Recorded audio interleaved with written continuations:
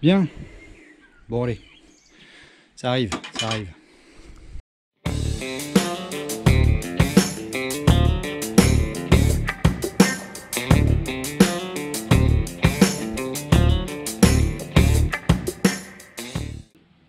Salut les graisseux! Alors, je suis heureux de vous retrouver pour la troisième vidéo consacrée à la remise en état de ce Range Rover Sport TDV6 de 2007, pour lequel tu as peut-être vu les deux premières vidéos qui étaient consacrées, on va dire, à tout le boulot qui a été fait pour en arriver jusqu'ici. Je vais te dire, évidemment, dans cette vidéo, il va y avoir quelques chapitres qui vont être vraiment consacrés à la remise en état pour en arriver jusqu'au stade où on est là actuellement. Donc là, si tu regardes un petit peu, je m'apprête en réalité à remettre en place le moteur qui a été complètement réassemblé avec sa boîte de vitesse, tout ça, enfin le faisceau, tu vois, tout est complet et je m'apprête vraiment à le reposer. Donc je vais commencer à tourner l'épisode que tu verras par la suite. Là aujourd'hui, l'épisode qui va être diffusé et que je mets en ligne, c'est vraiment consacré à un côté vraiment purement mécanique, c'est-à-dire ça va être le remontage, la remise en état, vraiment toutes les étapes pour passer d'un bloc nu que tu as pu voir démonté dans l'épisode 2, avec cette casse qu'on a eu ici au niveau du vilebrequin. Donc voilà, si jamais tu n'as pas vu les épisodes, voilà ce qui s'est passé. Je me suis retrouvé avec une casse nette, franche, en deux morceaux au niveau du vilo. Fragilité connue sur ces moteurs-là. Et donc dans la vidéo là en question, je vais vraiment tout remonter à partir d'un vilo que j'ai trouvé en bon état, et puis je mets en place la totalité des pièces neuves. On fait la distrib, on fait la remise en état de la totalité des joints, le remontage des carters. Je te montre vraiment tous les serrages, la remise en état et le remontage de la totalité des périphériques. Donc il va y en avoir un tas vraiment considérable. Je refais aussi des parties de faisceau. Je fais vraiment tout. Donc c'est pas la vidéo qui va être la plus la plus orientée storytelling, tu vois. C'est vraiment pas une vidéo de vlog où clairement c'est forcément marrant et tout ça, où c'est divertissant. C'est vraiment une vidéo qui est consacrée à du point de vue technique. Et je me devais de faire ça au moins pour cette vidéo-ci, parce que quand tu es face à ce genre de chantier, et je sais qu'il y en a énormément parce que toutes les semaines je vois passer des moteurs comme ceux-là qui cassent net, qui ont des casses à peu près similaires, c'est la bonne occasion pour moi, qui en plus ai l'habitude de faire des vidéos et à travailler assez détaillé au niveau des différentes étapes et des remontages, et puis de l'expérience, entre guillemets, la modeste expérience que je peux avoir en mécanique, pour justement vous montrer, vous prouver que on peut remettre ça en état. Et j'espère que ça peut aider les personnes qui possèdent ce genre de véhicule, parce qu'on en voit passer, honnêtement, je ne vais pas dire à l'appel, mais quasiment, avec des problèmes mécaniques qui sont similaires, et on est tous à peu près dans des kilométrages à peu près identiques, où justement on fait face à ces casses répétées. Et vous allez comprendre en partie pourquoi, quand vous voyez non seulement au niveau de la conception, mais au niveau également des pièces et de l'usure générale qu'on peut trouver sur la quasi-totalité de ces moteurs qui arrivent à ce type de kilométrage. Et ce qui serait bon éventuellement de faire, pour dire de les prolonger, sachant que, entre guillemets, pour moi, c'est le genre de mécanique que moi je vais de toute façon garder pour moi, que je vais éprouver pendant un moment, mais dans ma tête je sais que c'est garanti jusqu'au portail. Vous allez comprendre pourquoi, parce que ça peut en réalité recasser quasiment, je vais pas dire à tout moment, mais il y a une vraie fragilité de cette pièce, de ce vilebrequin qui est usiné avec vraiment un manque de matière.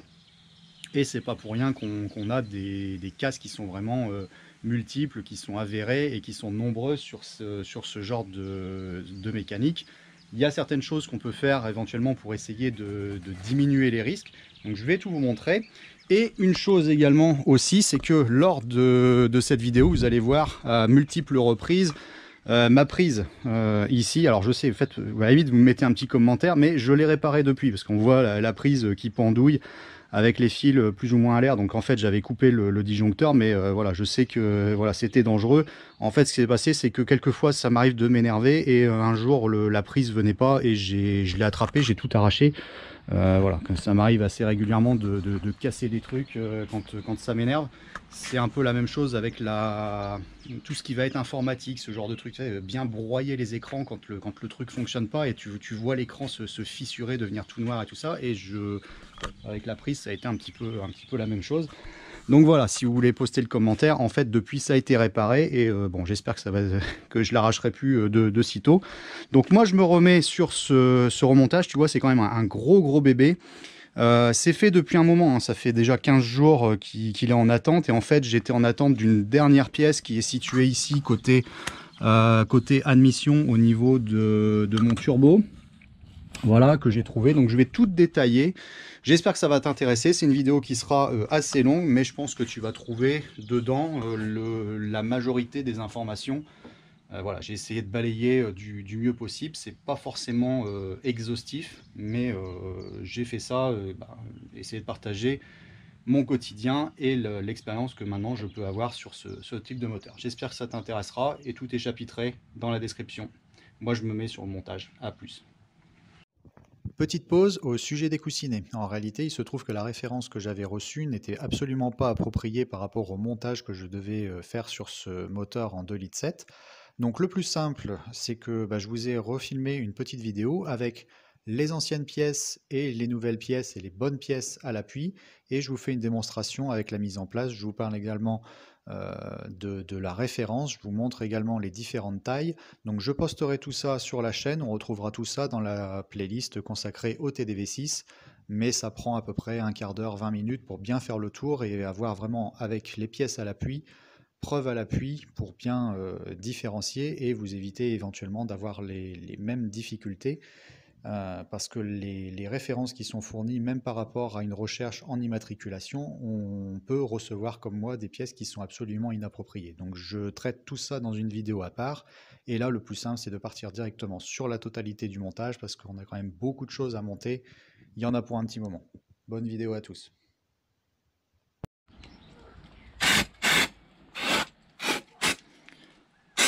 Bon, voilà, donc là je viens de finir de nettoyer au niveau du bloc. J'ai démonté au niveau des bielles. J'ai tout mis de côté. Voilà, non mais couper le fruit rouge ici. Donc elles sont là, elles sont numérotées. Je vais tout nettoyer à l'essence avant. Et j'ai terminé de nettoyer également mes petits coussinets. Je vais mettre tout ça en place. Pour les monter, moi j'utilise de l'huile. Alors n'utilise pas l'huile moteur que tu mets définitivement. Prends une huile qui est plus épaisse. Les monte jamais à sec parce qu'il faut qu'ils aient le temps, enfin qu'ils se mettent vraiment bien en place. Il faut pas les monter à sec. Sinon normalement, d'après ce que j'ai vu aussi, ils risquent de tourner dans leur logement à la première mise en premier démarrage moteur. Donc c'est absolument pas ce qu'on cherche à avoir. Et là je vais nettoyer, je vais préparer, je vais enlever tous les revêtements et tout ça pour mettre en place également les coussinets de bielle, parce que la difficulté que je vais avoir, c'est que comme tu vois, j'ai pas sorti mes pistons du bloc, donc même au niveau de mon assemblage final et tout, pour vérifier ma force de rotation, tout ça, ça va être compliqué parce que j'ai les bielles qui sont toujours en place, parce qu'on a choisi de partir les culasses. Je vois, encore une fois, mets-toi à ma place, le but n'était pas non plus d'aller démonter en plus les culasses, de se taper 2 rectifs de culasses, plus éventuellement ce qui allait casser, les changements de vis, les machins. Donc voilà, ça a été un petit peu compliqué à mettre en place avec le vilo et tout ça, donc je vais galérer pendant un petit moment. Mais voilà, donc là pour l'instant tout est propre, je termine de tout nettoyer, on met tout ça à l'huile et je mets en place les petites coquilles. Voilà, côté bielle, c'est parti. Alors, je suis en train de préparer mes coussinets pour les bielles, ici, et petite info donc pour distinguer ceux qui se montent en haut de ceux qui se montent en bas, parce que quand tu les sors, à part la différence éventuellement de revêtement, tu vois, ici tu vas avoir un petit U. Voilà, donc là le U pour upper, parce que c'est en anglais, et le L ici, voilà, lower. D'accord? Donc voilà, en cote standard. Donc celui-ci, voilà, ça va être pour cette partie-là. Et cela, ça va être pour le haut. Donc là, voilà, je viens de le nettoyer. Je m'en fais 6 et puis je les mets en place. Et je mets en place également mes coussinets de palier côté bloc. Alors, donc j'en ai déjà mis 2 en place. On va huiler ici. Hop. Donc on est bien sur les coussinets de type U, voilà, standard. On va huiler ça également, et on va mettre ça en place. Alors encore une fois, sur ce moteur là c'est pas très pratique parce qu'en plus tu n'as pas de petits chanfreins, donc il faut les présenter, il faut qu'ils soient bien centrés, c'est pas évident. Là tu vois il est décalé vers la droite, donc il faut bien le centrer.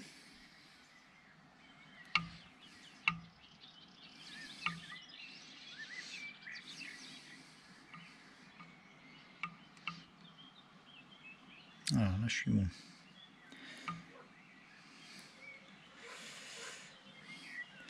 Voilà, je vais montrer ça directement sur le dessus. Voilà.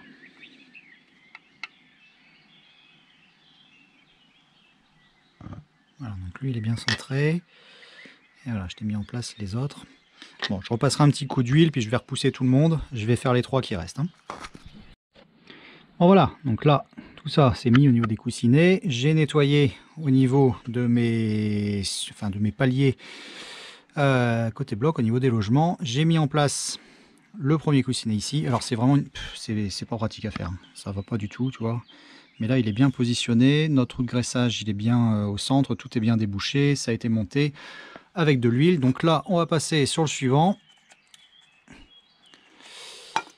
Bien huilé. Et on va mettre en place le deuxième que j'ai préparé là. Voilà. Donc pareil, on va le mettre en place. Pareil, il faut bien le centrer également.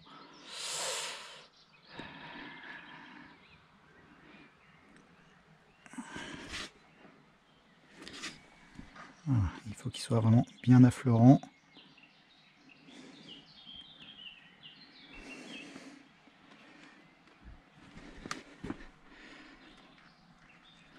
Ça va repousser bien à fond.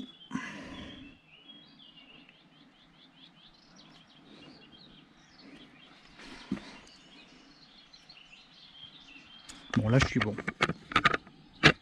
Voilà, il faut vraiment être bien affleurant ici.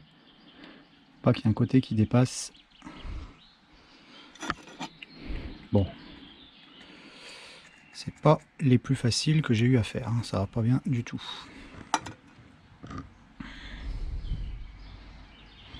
Voilà, encore 2. Bon, donc voilà, ça y est, on a repoussé tout le monde. Voilà, les bielles, c'est redescendu. Nos coussinets de palier, c'est en place. Et puis là-bas, au niveau du vilebrequin, je viens de finir de le nettoyer. Je vais le ressouffler une dernière fois avant de le mettre en place. Et chose importante, ce qu'il faut vraiment, c'est passer ici dans tous les trous, tu vois, de graissage. Donc j'ai bien tout inspecté, j'ai bien tout débouché. Bon, il n'y avait pas d'amas, hein, donc ça s'est relativement bien passé. Mais tu vois, tu vérifies que voilà, tout ça c'est bien dégagé à chaque fois.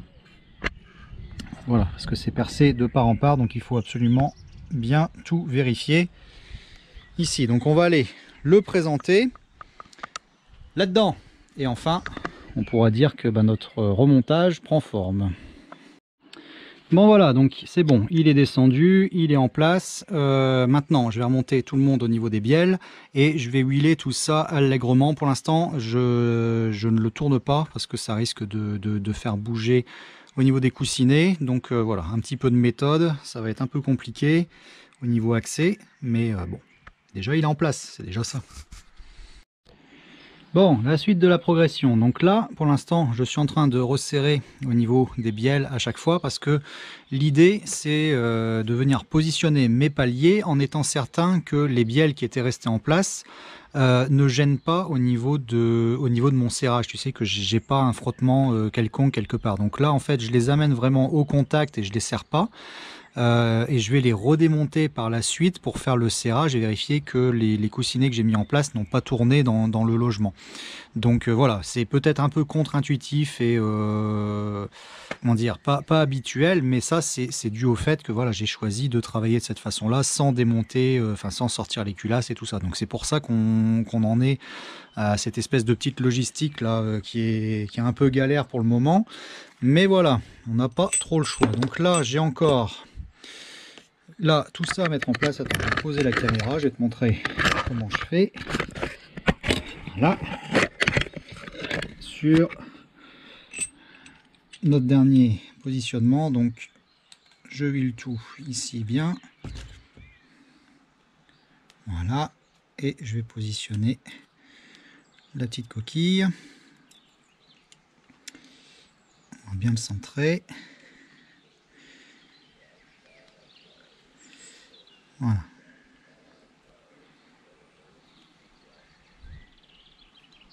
Tac. Là on est pas mal. Voilà, là on est bien. Pareil, huile. Et on va aller le positionner. On mettra un petit coup d'huile également au moment du serrage. Donc là, on est sur celui-ci. Voilà, le dernier qui nous reste. Voilà, donc on va mettre un petit coup d'huile également. Avant de le descendre. Voilà. C'est huilé généreusement. Voilà, donc on descend. Voilà, c'est bien repéré. Je vais huiler les filets à chaque fois.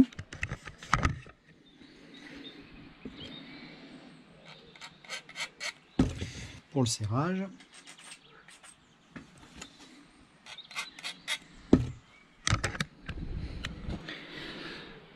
Voilà. Et on va descendre tout ça au contact. Voilà, ça se passe bien, il n'y a pas de problème. Et après, je redéfrais tout le monde au moment du serrage pour être certain qu'on est vraiment bon tout partout.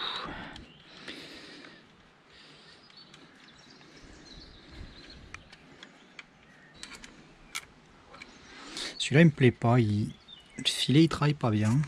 Attends, je vais regarder ce qui se passe. Bon, voilà, je l'ai redéfaite. Voilà, je sais pas. J'ai ressoufflé le filet, j'ai remis un petit peu d'huile. C'est pour ça, au niveau de l'assemblage, de toute façon, dès qu'il y a quoi que ce soit qui bloque, c'est pour ça que j'aime bien travailler à la main, parce qu'on a une bonne sensibilité, du moins pour amener tout le monde au contact. Voilà, on sent s'il y a un problème au niveau de la rotation. Donc, comme je te disais, on va l'amener un petit peu au contact. On fait un serrage juste histoire que ça soit maintenu sur le tourillon comme il faut. Et là, voilà, normalement, on est bon. Donc là, bon, je vais te faire une petite rotation, là, tu vas voir. Donc là, voilà, tout le monde est raccordé. Tu vois, ça tourne. Donc là, on va s'occuper des paliers. Bon, ça tourne. Donc là, il n'y a pas de problème. Et ce que je souhaitais, c'était surtout ça, si tu veux, qu'on n'ait pas de problème avec éventuellement une bielle qui vienne du fait de travailler de cette façon, d'avoir une bielle qui nous empêche de faire notre serrage vraiment bien tout comme il faut.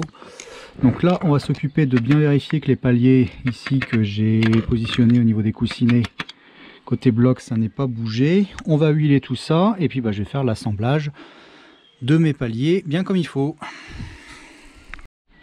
Bon, voilà, donc mise en place du premier palier ici. Donc j'ai descendu, tu vois, tout le monde ici à la main au contact. Et pour l'instant, je ne fais pas de serrage. J'ai aussi présenté les vis ici de maintien en latéral. Voilà. Et donc, je vais répéter l'opération sur les 3 autres. Et là, tu vois, je vais te montrer, on est bien. Ici, au niveau de l'alignement, on est parfait. Voilà, ici.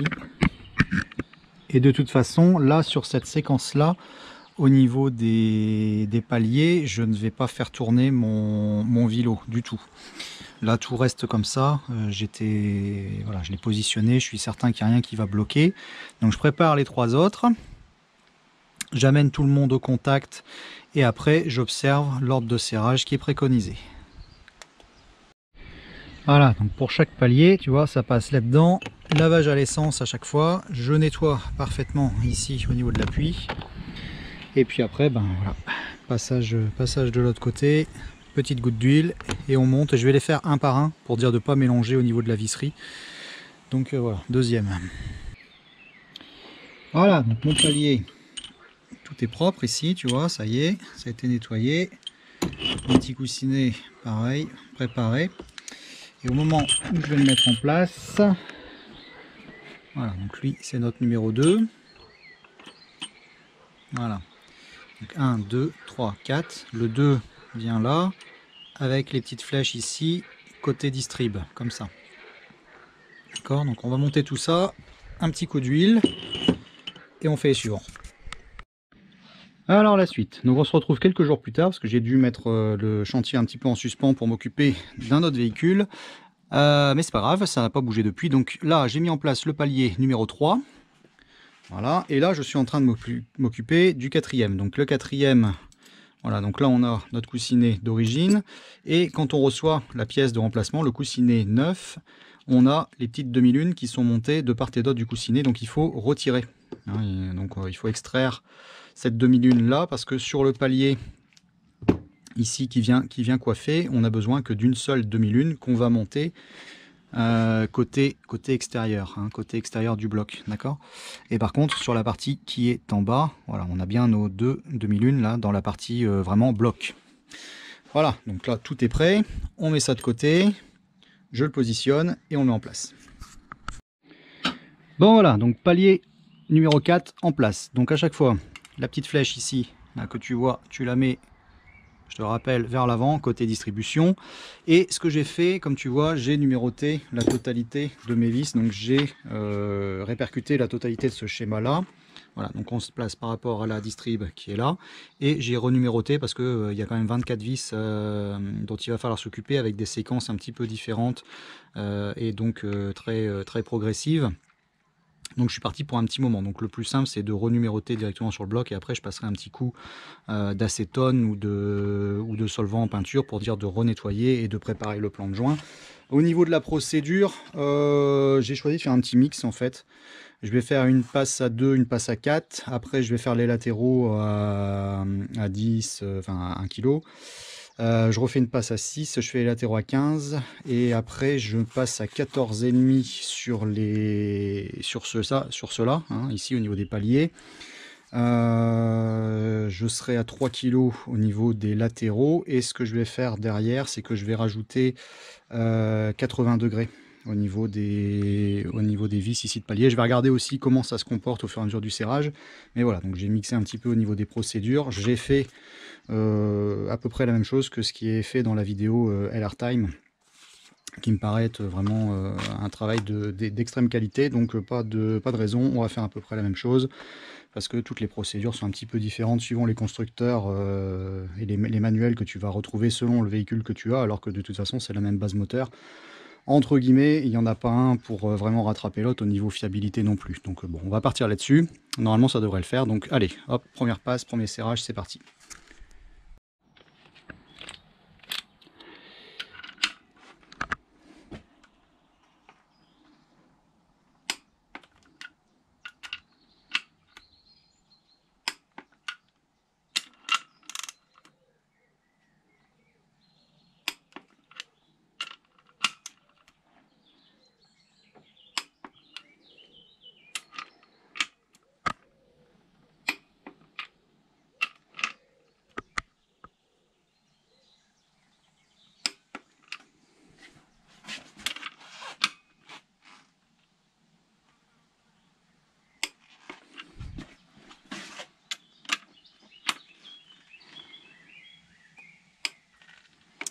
Bon, donc là, on a fait tous les centraux. Je vais faire une petite passe sur les latéraux.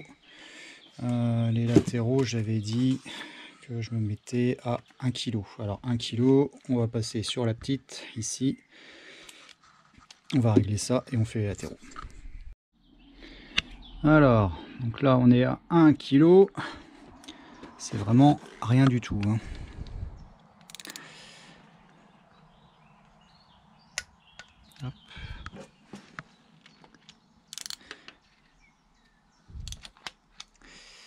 Il faudra peut-être que je mette une petite rallonge. 18.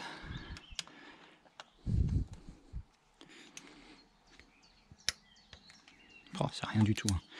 19, 20.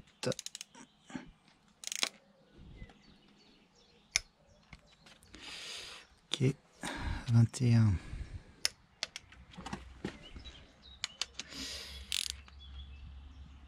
22. 23. C'est rien du tout. Et le 24, je vais mettre une petite rallonge parce que j'arriverai jamais à passer. il est dans l'axe de là où on va avoir notre capteur PMH. Ici, tu vois, on arrive à passer là. Voilà, 24. Donc là, c'est bon. La suite. Donc du fait, maintenant, je vais monter à 6. Je vais monter à 6 kg sur les principaux. Et on fera un petit passage latéral. Alors, je vous montrerai, on fait exactement la même chose. Donc là, je suis à 6 kg. La première passe que j'ai fait à 2, tu n'es vraiment pas obligé de le faire. Tu peux attaquer direct à 4. Parce que moi, je voulais vraiment tout bien stabiliser. Y aller progressif, je suis pas une passe près. Voilà, 2, 4, 6. Mais tu peux faire 4, 6, 14,5 directement. Et puis passer à tes 80 degrés par la suite. En respectant bien d'être sur les latéraux. Après être passé à 6 kg, tu mets à 10. Et puis...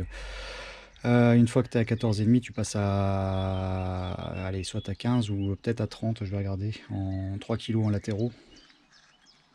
Et puis on rajoute nos 80 degrés derrière. Donc là, c'est parti, je me fais la passe suivante. Donc on recommence avec le 1 ici.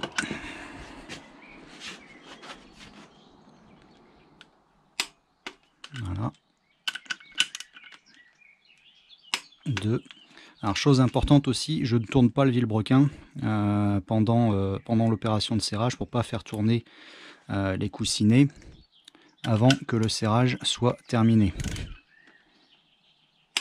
Et je me suis aussi arrangé quand j'ai placé le vilebrequin de ne pas être mal calé au niveau du latéral. Tu sais, pas avoir de gêne au niveau des demi-lunes non plus. Donc là, je fais cette passe là, puis après je vais vérifier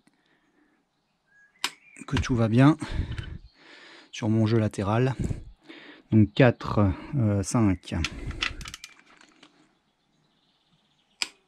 Voilà. 6. 6. Alors, si j'ai une petite remarque à faire, c'est que c'est vraiment très progressif. Je sens que voilà, tu as vraiment très peu d'écart entre chaque passe. Tu sais que tu descends vraiment tout le monde très progressivement. Tu sais, tu n'as pas de façon de faire où tu sens que ça travaille énormément entre chaque passe. Là, on voit que c'est vraiment réparti de façon très équitable. Je suis à 8, 9. 9. 10. 11. 12. 13. 14. 15. Et 16. Après, c'est bon. Donc après, c'est sur mes latéraux.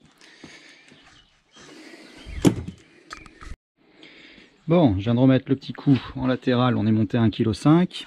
Et là, avant de faire la passe à 14,5, j'étais en train de regarder mon latéral. Alors, je vais te le montrer là. Attends, je vais te mettre en stable. Voilà, je passe ici, tu vas voir. Voilà, tu vois. Donc, mon vilebrequin est bien libre. Tac. J'ai vraiment pas forcé, c'est nickel. Donc voilà, je le tourne toujours pas. Et on va faire notre passe à 14,5 là tout de suite. Ça va. Pour l'instant, ça se passe bien. On va regarder un peu la résistance parce que la 14,5, ça va quand même être un peu plus costaud au niveau serrage. C'est parti.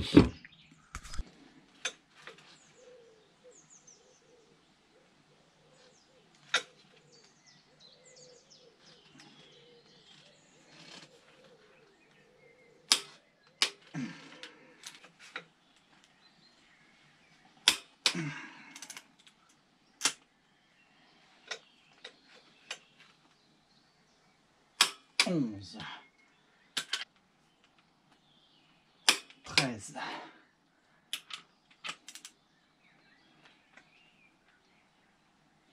14. Bon, c'est définitivement plus costaud que les premières passes. L'idéal, ça serait d'avoir un trépied ou quelque chose pour tenir le moteur, mais bon, j'ai toujours travaillé comme ça. On y arrive, ça se fait bien. Je vais regarder si j'ai toujours un petit jeu latéral tout de suite derrière. impeccable, ça n'a pas bougé. C'est toujours aussi facile.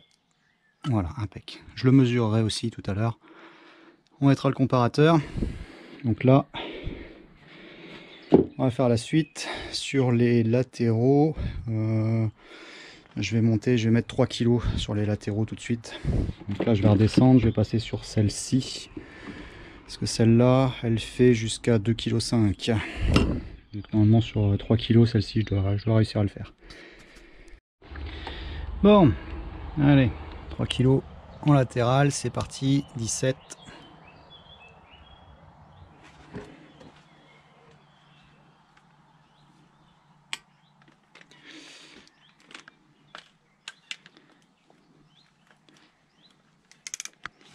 « 18 »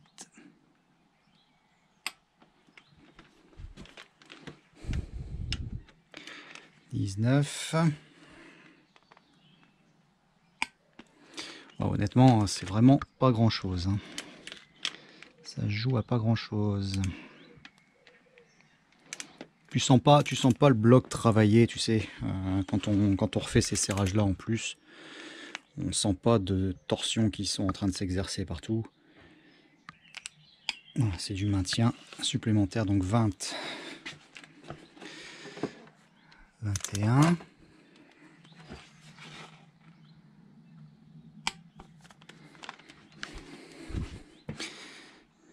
22.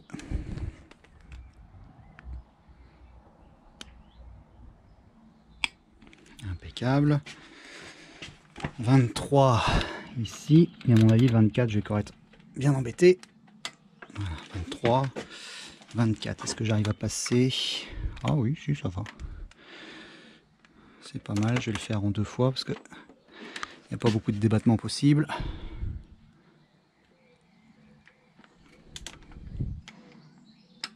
Voilà, on y est. Donc ça va. Alors, chose positive, c'est vraiment que à chaque serrage, j'ai aucune vis qui me paraît suspecte ou qui me pose problème au serrage.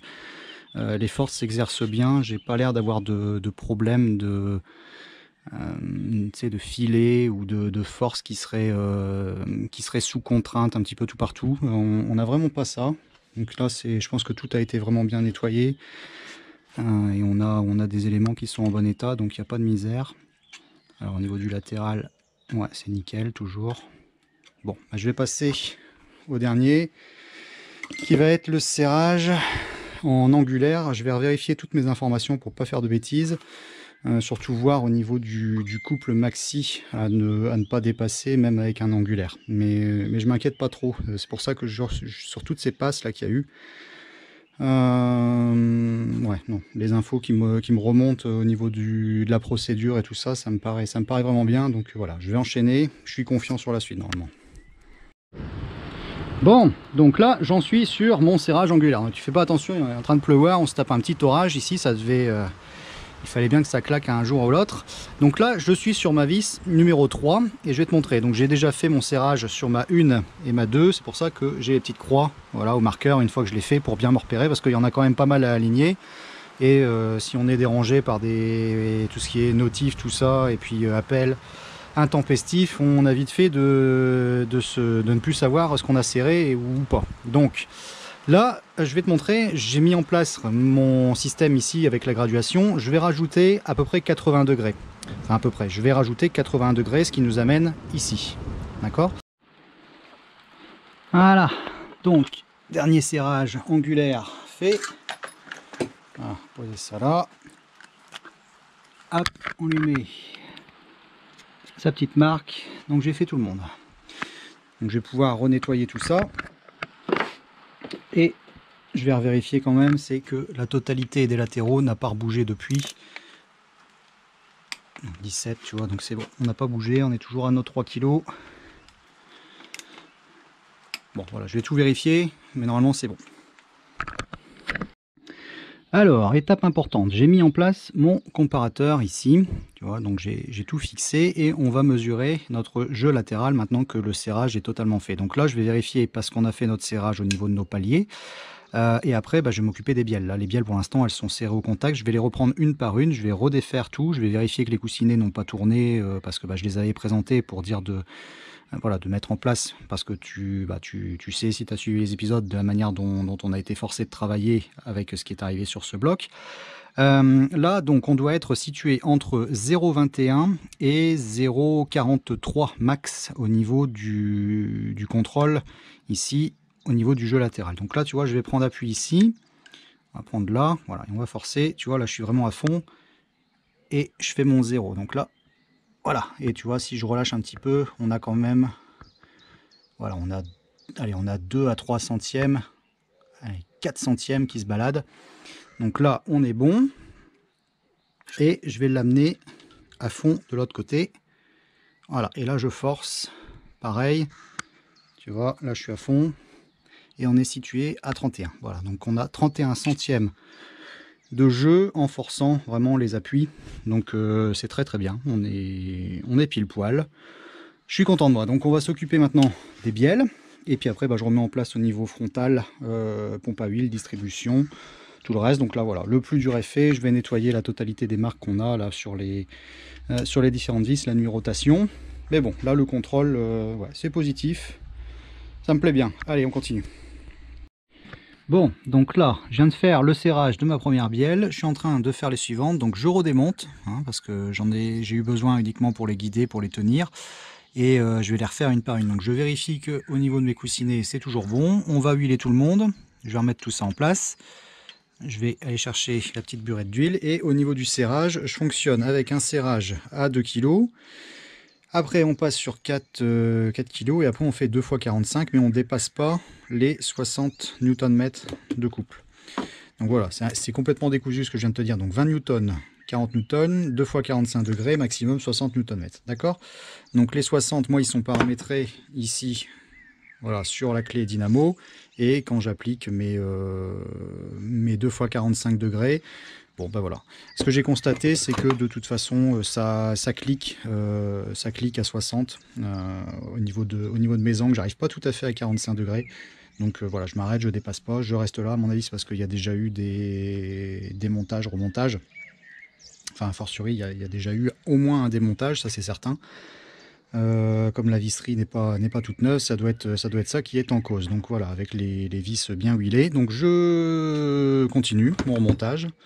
Et ça, c'est la technique que j'applique. On va répercuter la totalité de sa technique sur la totalité. Et après, ce que je ferai un test aussi à la rotation, voir quelle est ma force maximale admissible avant d'avoir la rotation au niveau du vilo avec les bielles. Bon, c'est un peu...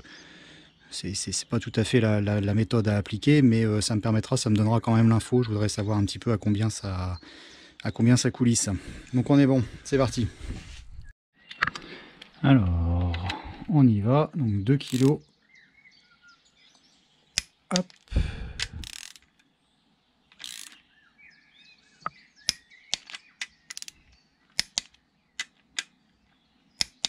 Voilà, 2. On passe sur celle-ci à 4. Alors, donc là, on est à 4.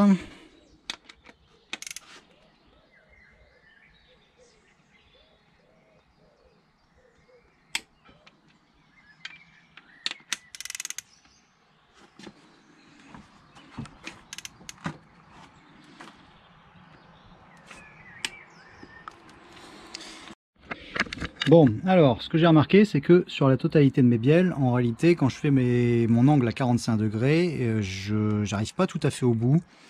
Et la clé dynamo, elle déclenche, elle est réglée ici à 6 kg. Et elle déclenche avant d'arriver au 45 degrés. Donc je vais te montrer sur celui-ci. Donc là, voilà, je suis calé hein, sur cette bielle-là. On y va. On est parti pour notre angle et tu vas voir, il va claquer normalement aux alentours de 30, 31, 32. Tac, tu vois. Et j'ai ça sur la totalité de mes bielles. Donc je vais pas aller plus loin. Parce que tu vois, le 45 degrés il est un petit peu plus loin, tout ça. Mais bon, on va pas dépasser les 6 kg. Ça, c'est parce que c'est des pièces qui ont déjà tourné. Donc je vais faire l'autre serrage. Et puis bah, j'ai ça sur la totalité de mes bielles. Ce qui est quand même assez rassurant. Ça veut dire que bah, au niveau de toutes les pièces qui sont utilisées, bah, j'ai des contraintes qui sont à peu près similaires tout partout. Donc je vais faire ça et après, bah, comme je t'ai dit, je fais ma mesure au niveau de la force nécessaire pour la rotation. Alors, donc là, j'étais en train de regarder au niveau de la force nécessaire pour effectuer la rotation au niveau de mon équipage mobile, maintenant que tout est serré. Donc je l'ai trouvé, hein, j'ai tâtonné un petit peu. Normalement, il faut 2,5 kg et nous, on est à 1,55 kg. Mais bon, on est avec des pièces qui ont été réutilisées au niveau des bielles. On a un vilebrequin qui est d'occasion également, même si on a changé la totalité des coussinets. Donc voilà, je vais te montrer ça un petit peu. Tu vois, là, on arrive à l'entraîner.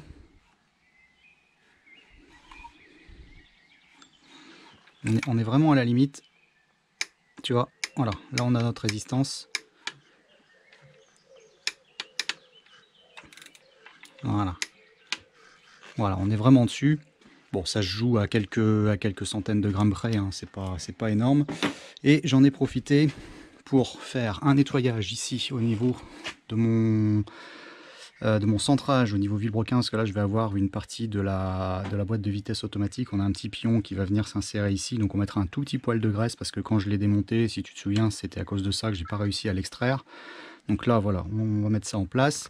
Ça a été entièrement nettoyé et j'ai nettoyé la totalité de ma visserie. Donc là c'est pour tenir au niveau de la couronne crantée. Et puis on a toutes les petites vis ici. Je vais finir de souffler au niveau des filets, enfin du filetage. Et puis on va mettre en place le petit carter ici qui maintient le joint spi. Je vais serrer tout ça et je vais remettre le capteur PMH qui doit être situé ici, ainsi que serré ici pour le reniflard. Donc voilà, c'est parti. Alors, prochaine étape, j'ai nettoyé quelques pièces. On a ici notre carter inférieur au niveau du bac à huile. Hein, enfin, le bac à huile qui va venir ici en dessous, mais ça c'est notre partie carter inférieure au niveau du bas moteur. Avec la petite plaque ici en acier que je vais huiler parce que sinon elle va s'oxyder. Ce qui était important, c'était vraiment de tout nettoyer ici au niveau compartiment qui va contenir de l'huile. Donc on va remettre ça en place. J'ai les petites vis, hein, on va les... Je vais aller chercher ça, on va le remettre. Et puis ce qui était important, ouais, c'est que ça soit vraiment nickel, y compris à cet endroit-là, parce que là on va avoir notre petite torique pour la crépine d'huile au niveau du bac. Donc là c'est nickel, c'est vraiment bien propre à l'intérieur. La partie extérieure, bon, c'est vraiment très secondaire. Je vais quand même pas le passer au sablage pour enlever tout ce qui est un peu sulfate au niveau de l'aluminium, tout ça. Honnêtement, ça peut rester comme ça, c'est pas dramatique. Ce qui est important, c'est que ça soit vraiment clean à cet endroit-là. J'ai nettoyé ma petite couronne crantée. Là, je vais finir je vais la passer un petit coup au solvant nettoyant peinture, et puis on va lui mettre un petit coup d'aérosol hein, pour empêcher de rouiller. Ça ne fera pas de mal. Donc une vraie fine couche. Je vais voir ce que j'ai comme couleur. On verra un petit peu dans le tas de ce qui traîne. Et puis j'ai nettoyé mon pignon de vilebrequin ici. Donc je vais finir de bien le nettoyer ici à l'intérieur. Et voilà, donc prochaine étape, on va monter ça. Ici, au niveau du bac, enfin au niveau du moteur, tout est clean. Donc notre pompe à huile est en place, ça y est. Je vais défaire au niveau du petit joint spi qui va venir ici en frontal, maintenant que c'est monté et que j'ai serré la totalité. Donc voilà, le petit joint spi qui est là. Donc je vais le glisser tout de suite, on va le monter. Puisque tout est serré, hein. Là ça se serre à 1 kg ici au niveau de la totalité des vis. Et puis bon, c'est un petit peu galère à mettre en place voilà, au niveau des pièces, mais on y arrive. Donc voilà, prochaine étape, on est parti là-dessus.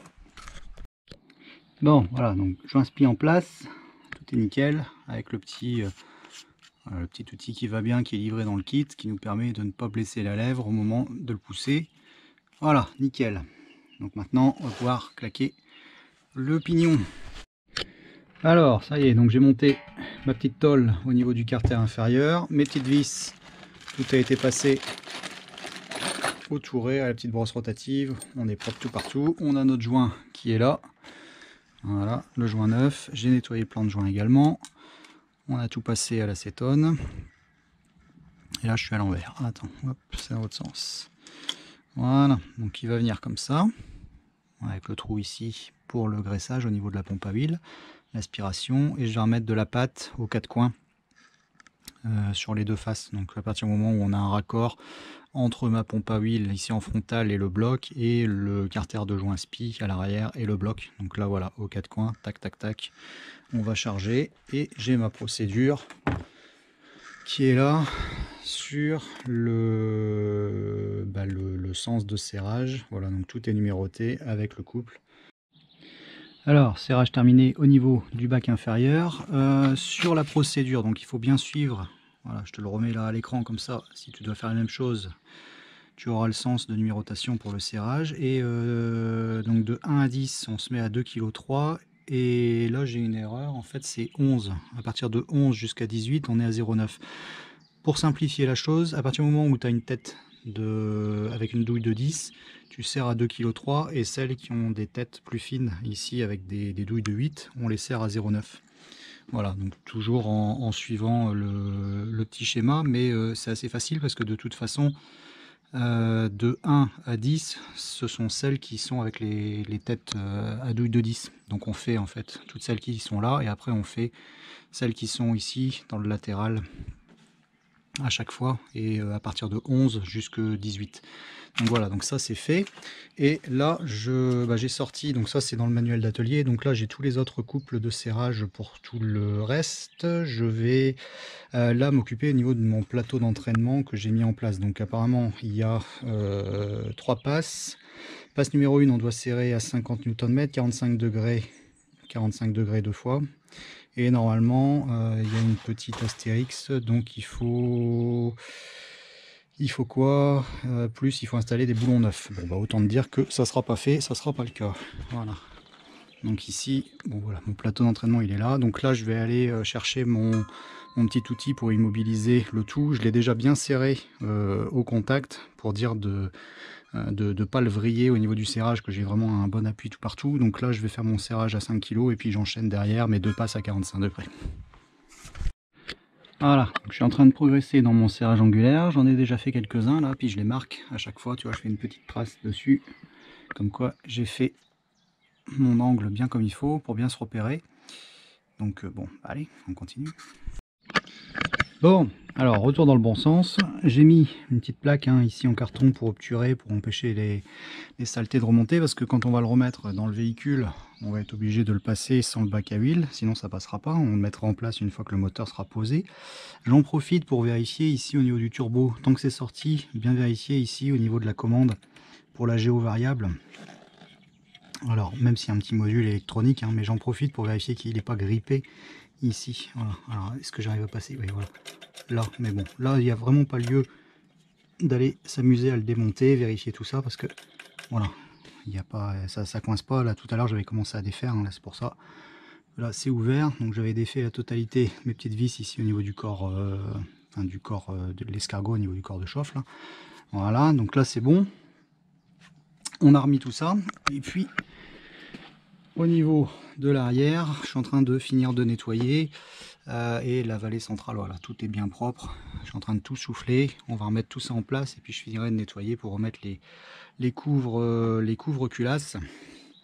Donc là, support au niveau de la pompe haute pression qui est stockée là, ici, au sol. Je viens de la dégager il y a 1 heure ou 2 à peine.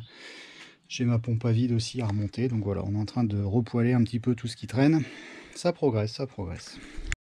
Bon, alors dans l'ordre de remontage, j'ai mis en place les capteurs ici pour détecteur de cliquetis, voilà.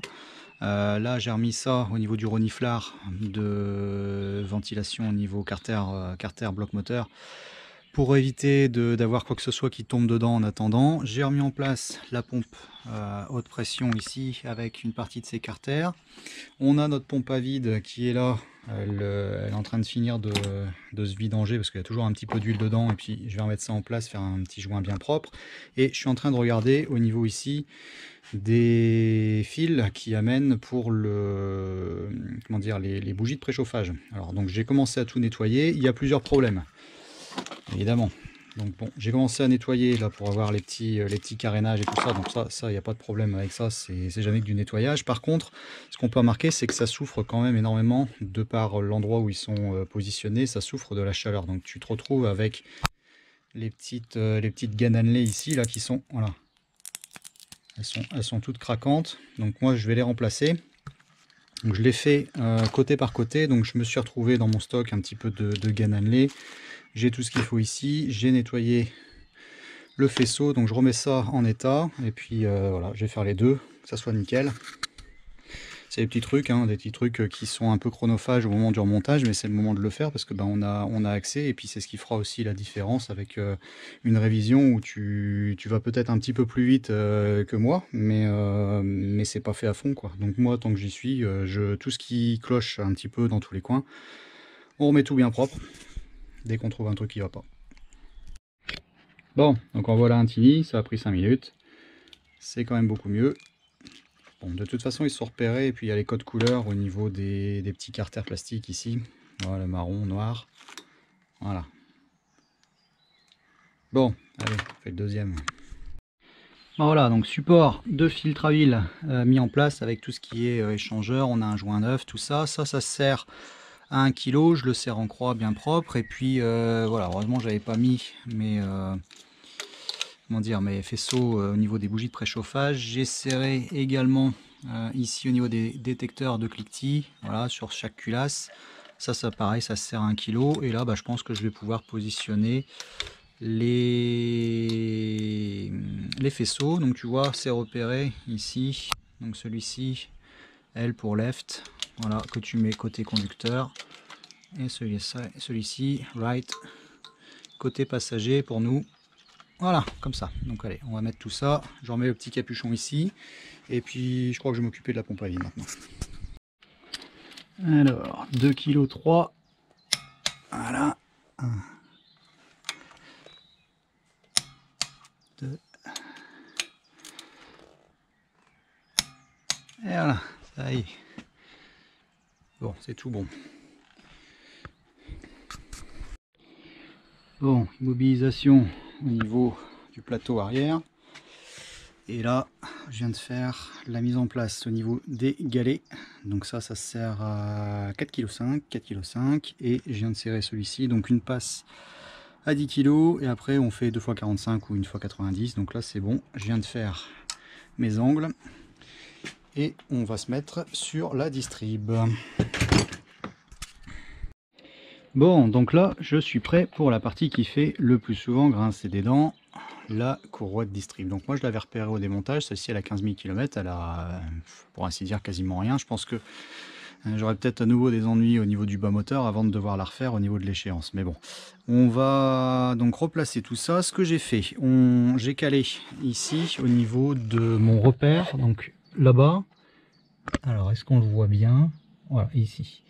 J'ai fabriqué avec une douille et puis un écrou, une vis, de quoi me repérer au niveau de mon plateau ici et d'être bien calé pour immobiliser au niveau du vilebrequin, parce que voilà, on n'a pas de système à clavette, on n'a pas de système où on peut faire des repères tout simplement. Donc vu qu'en plus j'ai changé la pièce, que je repars avec un nouveau vilebrequin et que donc le pignon a été refixé dessus et que on repart avec un nouveau repère par rapport au montage qu'on avait avant, je suis obligé de tout recaler. Donc j'ai calé ça. Ici j'ai mis mes galets fous, hein, que j'ai récupéré du kit qui avait été changé. Donc ça sert à 4,5 kg ici. Et on a notre galet tendeur qui est en attente ici.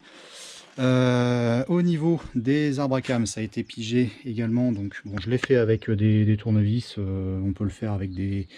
Normalement il y a un petit kit qui est vendu, mais ça ici, il se trouve que ça fonctionne vraiment pile poil. Donc on est bien aligné. Et on a bien nos repères également au niveau ici, voilà, des arbres à cam. On est bon là et là. Et j'ai dévissé également les 3 vis à chaque fois pour les petits trous oblongs. Voilà, pour avoir la petite variation qui va nous intéresser par la suite. Donc pour l'instant, on met tout le monde à fond par là et on va mettre en place la courroie de distribution. On va faire un premier calage comme la procédure l'indique. Bon, alors, le petit tendeur, j'ai eu un petit peu de misère avec tout à l'heure. Je vais positionner ça là-dedans. On le serre pas à fond pour le moment. Juste pour l'avancer un petit peu. Et lui, il va se serrer de toute façon tout à l'heure à 2,4 kg ou 2,5 kg, je sais plus. Voilà, donc là je l'approche pour le moment. Voilà, on est à peu près bon. Il est encore libre. Voilà. Donc, la procédure, on met en place ici en premier. On le tend bien. On amène tout le monde. Allez, on va refaire tout. Hop, je refais tout le monde. On refait à propre. Voilà, donc on tend bien ici. Là, ici tendu. Lui, amené à fond par ici. Alors, à un moment, il y a un petit clip qu'on peut mettre ici en dessous. J'en aurais pas besoin. Voilà, donc on va se mettre là. Tac. Après, on passe sous ce gaz-là. Celui-là à fond ici, par là aussi. Donc je suis pile sur une dent. On va revenir un petit peu en arrière. Tac. Voilà. Et on passe au niveau du tendeur là. Et là qu'il faut faire coïncider avec la petite clé DTR. Je vais prendre la petite caméra pour qu'on voit bien. Voilà, donc il va falloir aligner les repères ici, voilà ça. Ouais. Comme ça. Et donc ça fait la tension à l'arrière. Avec le ressort qui est contenu dans la pièce. Donc on l'amène là. Voilà, là on est bon.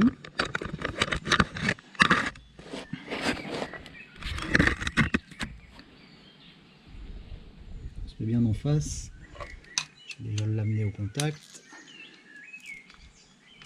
C'est là. Et j'avais paramétré pour la petite clé. Donc on est à 2,4 kg. Je suis toujours bon pour mon alignement.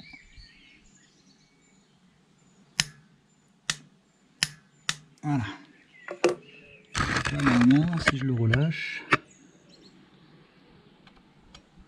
voilà, donc là la tension est faite et on va bloquer ici, hein, pour l'instant on est toujours libre. Ouais. On était toujours libre, celui-ci il serre un petit peu, j'espère que ça n'a pas joué, mais bon, normalement il est libre.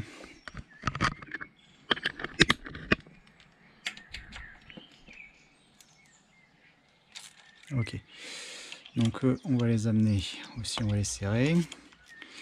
Je vais vérifier le couple de serrage de ces écrous, enfin de ces vis. Voilà, on serre tout le monde un peu au contact.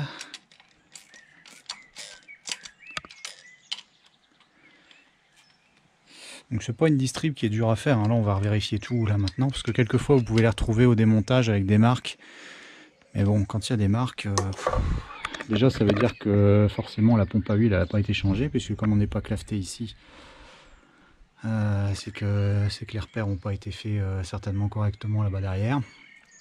Donc là bon, il y avait des marques comme ça, mais bon, la procédure elle est pas si compliquée que ça, le chemin il est pas... Ouais, ça va quoi, ça va. Bon allez, donc je vérifie, je fais mon serrage et puis je fais 8-10 tours à peu près et je vérifie que tout fonctionne bien. Et qu'on est toujours bon au niveau des alignements. Si on est bon, ben on laissera comme ça. Alors, je viens de regarder, donc 2,3 kg. Ne demande pas hein, pourquoi des fois à 100 grammes près, au lieu de faire tout à peu près uniforme. Voilà. Bon, on va observer, c'est là que je suis content quand même d'avoir la clé de serrage à petits couples parce qu'il y a énormément de petits couples sur ce moteur là. Et je me dis aussi que il y a certaines personnes à mon avis qui doivent serrer beaucoup trop fort par rapport à ce qui est préconisé, parce que j'en ai vu, je suis à surfer sur le web dans tous les sens pour avoir plein d'infos et on voit toutes les casses diverses et variées sur ce modèle. Et j'en ai vu avec des poulies ici éclatées en fait. Ça lâchait à ce niveau-là. assez impressionnant. Donc je pense que le serrage doit pas être étranger aussi à ce genre de casse, à moins qu'il y ait vraiment des tensions qui s'exercent à cet endroit-là. Il y a celui-ci qu'il fallait que je revérifie. Avec la rallonge, ça allait pas. Voilà, ok. Donc on est bon. Allez, je vais enlever toutes les piges. Je lui fais faire ses tours et on vérifie que tout va bien. Bon, donc ça y est, j'ai fait ces 8 tours. Ça bloque nulle part. On va en refaire 2.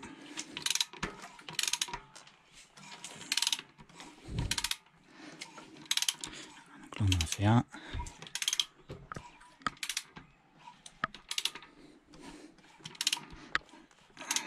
Voilà, donc là, on doit se rapprocher. Bon, voilà, pour piger, ça va s'approcher. Voilà. Il est là-bas. Donc je vais représenter tout. On va vérifier qu'on est toujours bon. Pas trop mal parce que là, le trou il est là-bas. Là-bas au fond. Et là, ici au fond. Là, on ne voit pas bien. On a un peu de lumière. Mais il est là. Allez. Bon, donc ça y est, je l'ai repigé. J'ai remis en place ma petite fabrication. Donc, la couronne crantée est pigée comme il faut. Donc on est bon au niveau du bas, on est censé être immobilisé. Et ouais, je suis allé chercher une petite lampe comme ça, tu peux voir au fond. Voilà, dans la culasse, le voilà. Le petit repère, donc on est bien, on est aligné, je pense que ça va aller. Alors évidemment la lampe, celui-là c'est vraiment la galère. C'est au fin fond, puis on est gêné par la partie un petit peu damper caoutchouc ici. Alors, donc, impeccable, on est dedans. Et là, impeccable aussi. Impeccable. Bon, bah on est bon. Alors honnêtement, c'est peut-être la partie la plus facile à faire, la distrib. C'est vraiment pas compliqué. Hein. Moi je trouve. Elle est... Enfin ça se fait bien quoi. Tout est un peu galère à travailler là-dessus. Mais la distrib, bon, c'est pas le pire. Faire gaffe ici au niveau du galet tendeur, donc 2,4 kg sur celui-ci. Donc là ça va aller parce qu'on est avec le carter qui a renforcé tout ça, donc ça devrait aller. C'est là qu'on comprend évidemment qu'au niveau du stress, juste comme ça, après le vilo ici, un tendeur là, usiné dans une partie en alu, on comprend qu'on en ait eu des cassés au niveau des carters. Donc là c'est très bien. Donc on va redéfaire mes piges. Voilà, je vais aller redéfaire celle de l'arrière. Et puis bah, je vais me mettre sur le remontage au niveau des cache-culbus. Bon maintenant c'est que du petit remontage et puis essayer de repoiler tout ce qui va bien autour. Bien. Bon allez, ça arrive. Voilà, bon, tant qu'on est dedans, je vais vous montrer au niveau du plateau d'entraînement, la couronne crantée, ce que j'ai utilisé pour piger. Donc moi je suis sur une douille qui allait pile poil au niveau de la dimension. J'ai passé à travers une vis qui est du bon diamètre au niveau de mon plateau. Voilà, comme ça je suis certain de ne pas avoir de jeu à ce niveau-là. Donc là on doit être sur ça doit être du 16 ça. Et là j'ai un goujon de roue, ça vient d'une Rover 75 que j'ai un peu explosé parce qu'il allait pile poil dedans. Voilà, c'était pour permettre de bien le centrer. Voilà, et après j'ai mon petit écrou qui vient faire l'appui et je serre tout le monde. Et à partir du moment où tout est serré, ça bouge pas. Donc j'amène vraiment tout bien au contact et on a notre épaisseur, notre couronne crantée qui est ici, notre disque. Voilà, et tout le monde se met bien, tout est centré et il n'y a pas de jeu. Allez, je pense que ouais, la lampe est fatiguée. Et puis pour aujourd'hui, on va s'arrêter là. Demain, je remets tout le reste. Donc bah, on verra bien. Voilà, peut-être commencer par la pompe à eau et puis des petits carters qui traînent à droite à gauche, ça va très vite. Bon, donc on se retrouve le lendemain. Je suis bien content de mes avancées. On va continuer de remonter le nécessaire. Donc là, je viens de nettoyer au niveau du logement pour la pompe à eau, donc tu vois là c'est nickel. Et puis j'en ai profité pour nettoyer également à cet endroit là, parce qu'on a une durite qui vient se brancher à ce niveau-ci. Et j'ai nettoyé la pompe à eau qui est là, donc j'ai sorti le joint, j'ai bien nettoyé au niveau de la gorge ici, et on va refaire un joint bien propre comme il faut. On a nos vis qui vont se serrer à 1 kg. Et puis j'en ai profité pour nettoyer également, voilà, j'avais un tendeur, ce genre de choses, des petites poulies qui traînaient à droite à gauche. Là j'ai les joints de cache-culbuteur que j'ai nettoyé. Alors je vais t'en sortir un. Voilà, ils sont propres hein, tous les deux. Voilà à quoi ils ressemblent. Ça c'est une galère sans nom à nettoyer, hein. Ça je te garantis, c'est vraiment l'angoisse à faire. Ce qui est important, c'est que ça soit bien propre ici au niveau de l'intérieur. Donc voilà, tout ce qui est on va dire projection et puis amas au niveau de cambouis de GR, tout ça, ça a été retiré. J'ai nettoyé vraiment du mieux possible.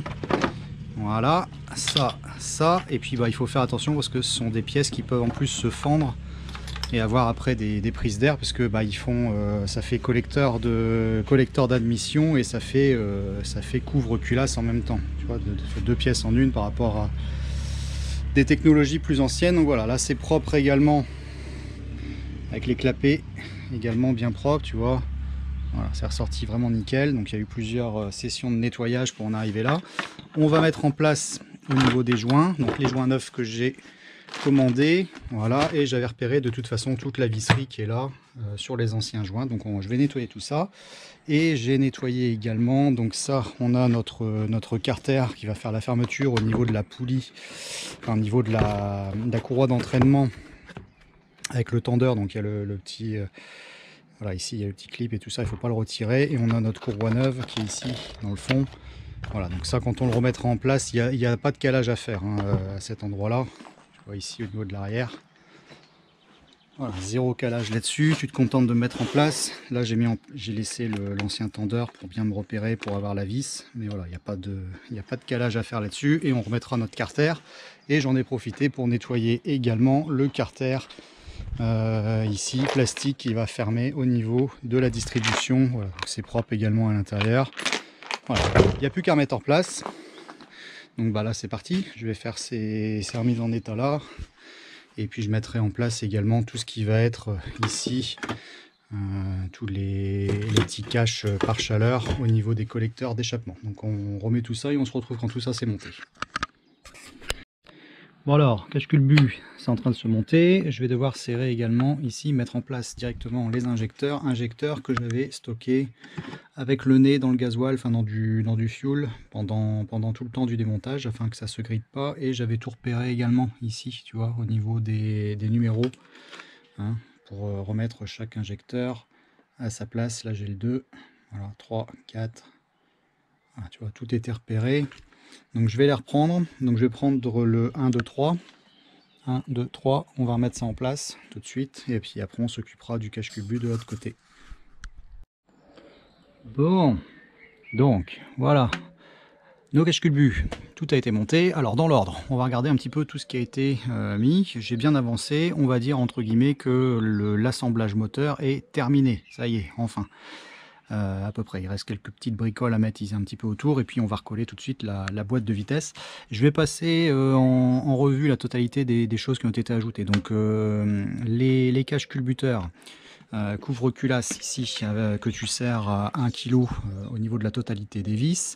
J'ai remis en place également le carter frontal de distribution. On a remis en place les courroies. J'ai remis en place également donc notre pompe à eau avec notre poulie. J'ai également l'entrée, la durite d'eau ici qui arrive. J'ai remis quelques plaques par chaleur qui sont situées à cet endroit là. J'ai remis en place également les conduites, les rails avec les injecteurs qui avaient été repérés. C'est pareil, donc là ça sert à 1 kg. Et j'ai changé la totalité des durites de retour de gasoil ici, avec les petits clips qui sont remis en place, voilà, les petites agrafes à chaque fois. Donc ça je le change parce que c'est une pièce qui est fragile et qui peut se sectionner, et si ça se sectionne, ça coule directement ici sur les parties de collecteurs d'échappement qui sont situées en dessous. C'est pas la meilleure idée du monde. Après, qu'est-ce que j'ai fait d'autre? Donc je l'ai fait côté conducteur, côté passager, on est exactement sur la même combinaison avec notre rail également qui a été mis en place. J'ai remis en place un filtre à huile neuf.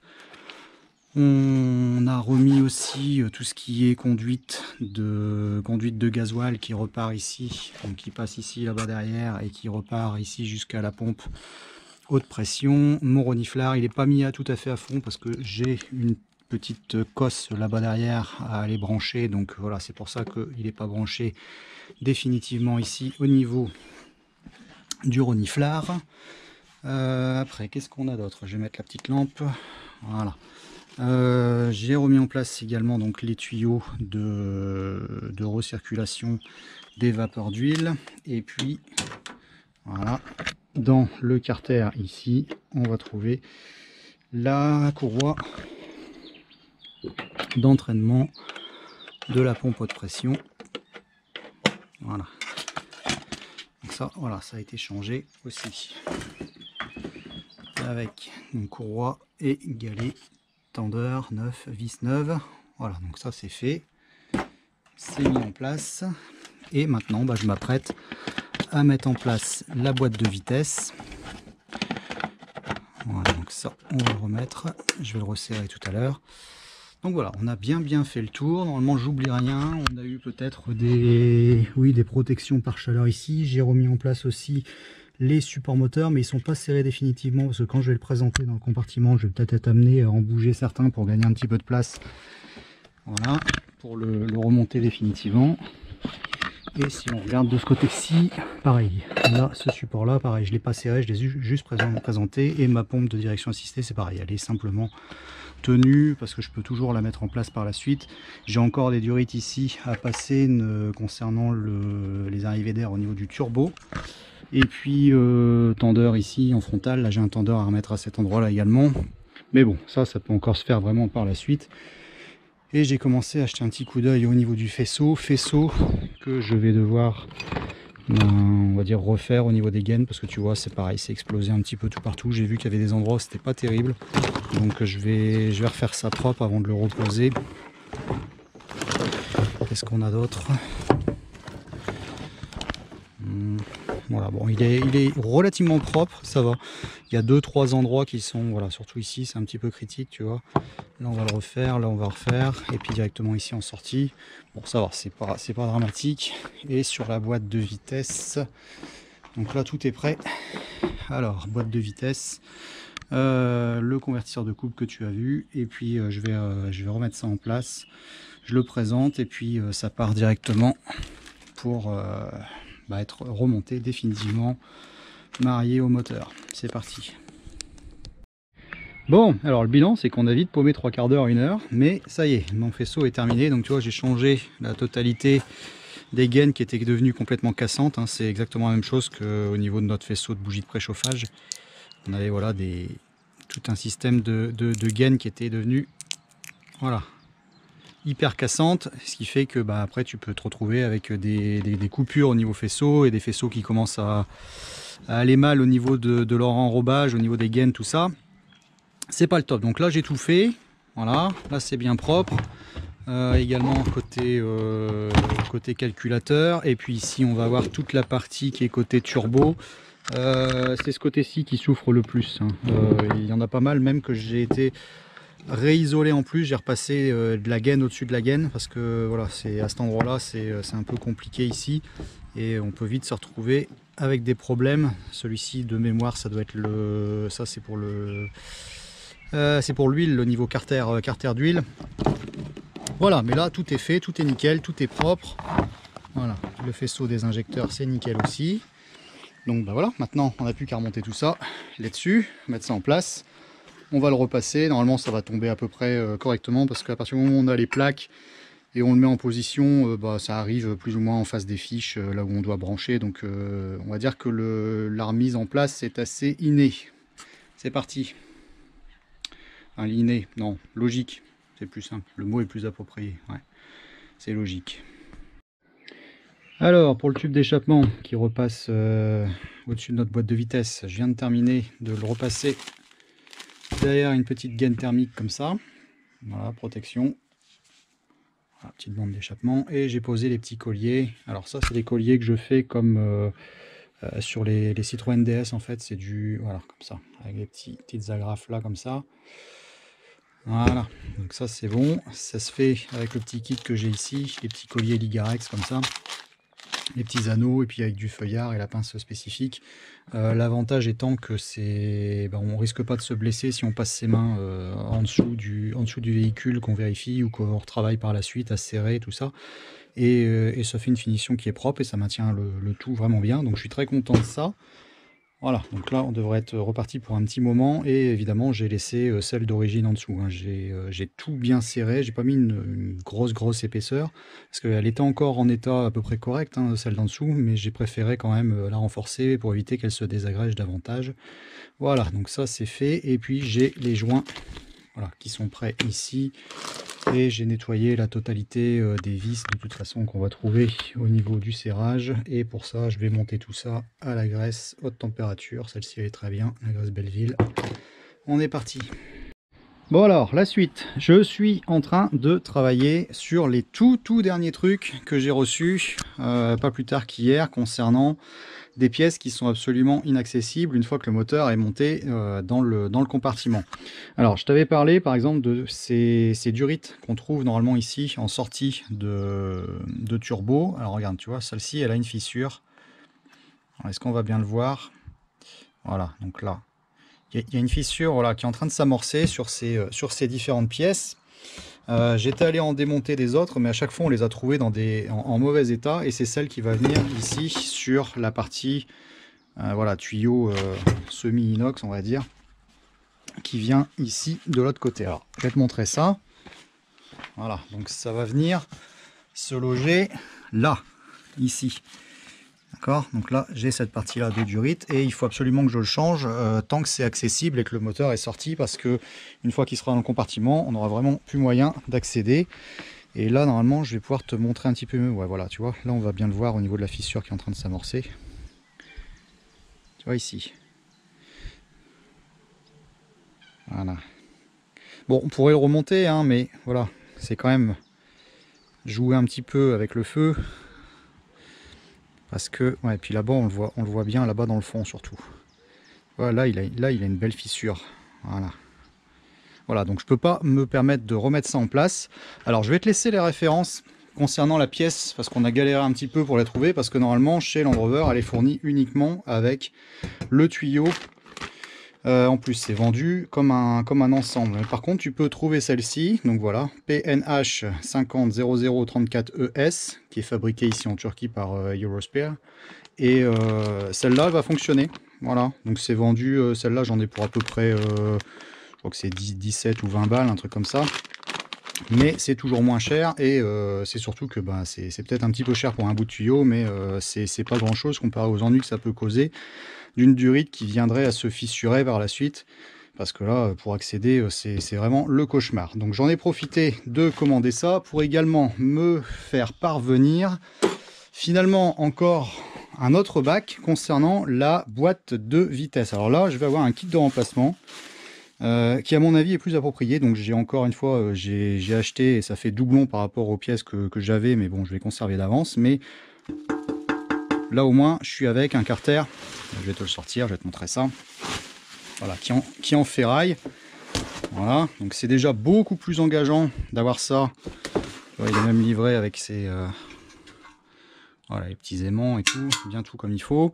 Il y a un joint qui est dedans, et il y a une crépine qu'on va pouvoir retrouver en pièces détachées, et qu'on va pouvoir uniquement changer à chaque fois que je vais défaire le bac. Et le plus gros avantage par rapport à la pièce d'origine, c'est surtout que ça va être possible de le démonter en place sans commencer à devoir lever la boîte dans tous les sens, démonter les échappements, les machins, parce que c'est inaccessible quand c'est monté en place. Et moi, ma plus grande crainte, c'était surtout d'exploser la nouvelle pièce quand je vais aller la renquiller là-dedans et l'exploser contre la traverse qui est ici. Tu vois, le carter d'origine, c'est ça. Donc on a normalement notre crépine qui est noyée dans la masse au niveau du carter, et on a ici notre petit bec d'amorçage.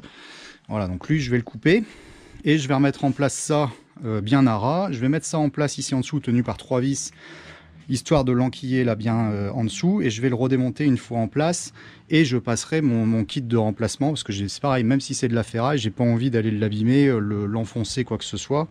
Voilà, donc je suis en train de me mettre là-dessus, parce que là tu vois, là, on voit bien la cassure qu'il y a eu là. Voilà, encore une bricole de plus. Et je suis en train de repasser la totalité des filetages de la boîte ici, parce que comme tu vois, voilà, on a un petit peu de saleté qui est prisonnière à chaque fois dans les filets. Donc voilà, je suis passé avec un premier tarot ici pour dégrossir, et là je suis en train de passer vraiment le tout dernier coup. Donc je suis en train de faire ça, on remet ça en place, et puis bah là normalement c'est bon, j'ai tout ce qu'il faut. On va essayer de trouver le bon point d'équilibre au niveau du levage, et puis ça sera terminé. On pourra passer au dernier épisode du remontage très fastidieux de cette mécanique de Range Rover Sport. Putain, je l'aurais mérité, hein, lui.